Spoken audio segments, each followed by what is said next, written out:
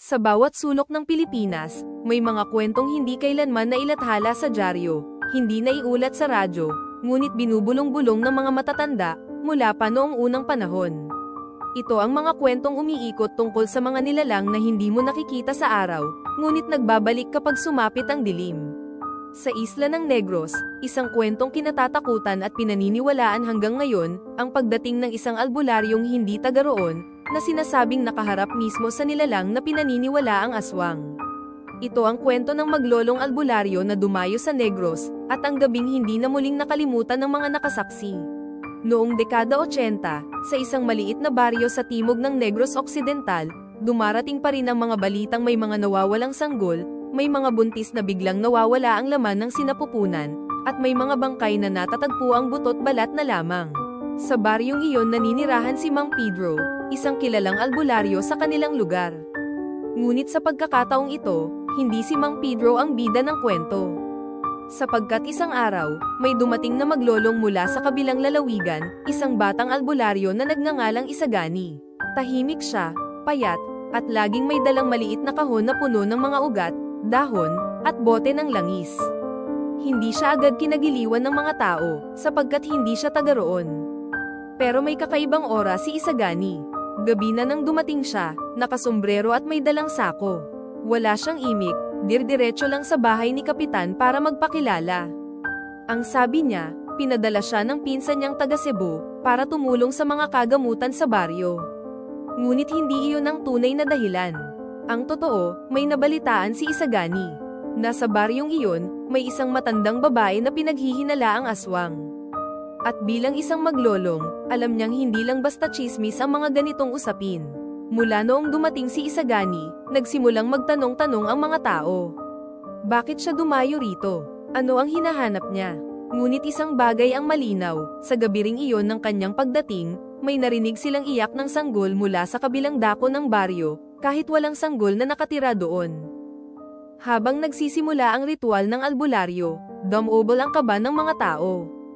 Sa bawat dasal at bawat usok ng halamang sinusunog, tila mas lalong sumisikip ang hangin sa loob ng maliit na kubo. Ang sigaw ng mga kuliglig sa labas ay biglang tumahimik, para bang may nakikinig sa dilim. Ang mga bata ay pinapaupo ng kanilang mga ina sa gilid, pinapikit ang kanilang mga mata, ngunit kahit nakapikit, nararamdaman nila ang kilabot na bumabalot sa kanilang balat. Ang mga lalaki ng baryo, kahit matitigas ang katawan, ay hindi magawang makalapit sa bintana. Sa bawat hampas ng kamay ng albularyo, sa bawat salitang hindi maintindihan, tila may gumagalaw sa dilim ng kagubatan. Ang mga aso sa paligid, nagsipag-iyak.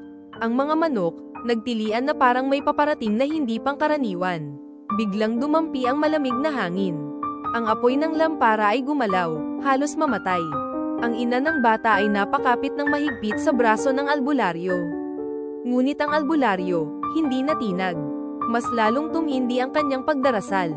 At sa gitna ng katahimikan, isang nakapangingilabot na iyak ng babae ang umalingaw-ngaw mula sa kagubatan.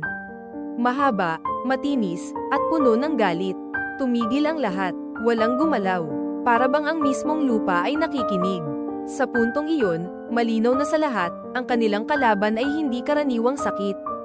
Hindi simpleng karamdaman. Isa itong sumpa, at ang albularyo lamang ang may lakas ng loob na humarap dito. Habang lumalalim ang gabi, mas lalo ring lumalakas ang mga alingawngaw ng kagubatan. Ang bawat hampas ng hangin ay tila may dalang bulong, mga salitang hindi maunawaan ng mga mortal. Sa loob ng maliit na kubo, patuloy ang dasal ng albularyo. Ngunit sa bawat bigkas ng kanyang mga orasayon, may kapalit na sagot mula sa dilim. Ang sahig na kawayan ay unti-unting umuuga, para bang may mabigat na nilalang na naglalakad sa paligid. Biglang nagpatay-sindi ang mga kandila, at mula sa bintana, sumilip ang isang pares ng pulang mata, matalim, gutom, at puno ng galit. Ang mga bata ay nagsigawan, ngunit agad silang tinakpan ng kanilang mga magulang upang hindi makagawa ng ingay. Narito na siya, mahina ngunit mariing sambit ng albularyo. Ang mga aso sa labas ay nagsiiyakan, tila may kinakalaban na hindi nakikita. Sa malayo, isang nakapanindig balahibong iyak ng isang sanggol ang biglang sumabog sa katahimikan, ngunit alam ng lahat na wala namang bagong silang na sanggol sa baryo.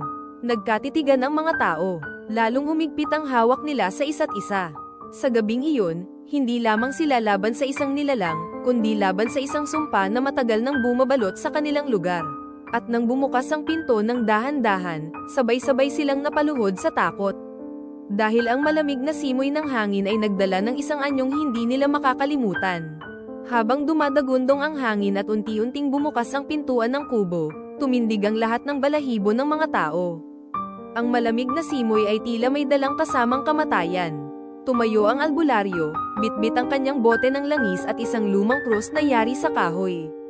Sa bawat hakbang niya, naririnig ang kanyang bulong, mga orasayon na hindi maintindihan ng karamihan, ngunit ramdam nilang iyon lamang ang kanilang proteksyon. Sa pintuan, tuluyang lumitaw ang nilalang. Mata nitong nagliliyab sa dilim, at katawan na tila kalahating tao, kalahating hayop. Ang mga kuko ay mahahaba, at ang ngisi ay puno ng kasamaan. Umalis ka, sigaw ng albularyo, sabay buhos ng langis at pagtapat ng krus. Umalingaw-ngaw ang isang nakabibinging hiyaw. Ang buong kubo ay yumanig, at ang mga batay na paiyak sa takot. Ngunit hindi umatras ang albularyo. Sa bawat orasayon na binibigkas niya, unti-unting umatras ang nilalang, tila nasusunog sa liwanag ng kanyang panalangin. Nagpatuloy ang laban hanggang sa biglang pumutok ang isang kandila, at sa liwanag nito, naglaho ang aswang, kasabay ng malamig na hangin na tuluyan nang nawala. Pagkatapos ng lahat, naupo ang albularyo, hingal na hingal ngunit tagumpay. Tahimik ang lahat, walang ingay kundi ang mahihinang iyak ng mga natakot na bata. Ang mga tao ay lumapit at yumuko sa kanya, tanda ng pasasalamat. At sa gabing iyon, malinaw na napatunayan ng buong baryo na ang albularyo na dumayo sa Negros, siya ang kanilang naging tagapagligtas laban sa dilim.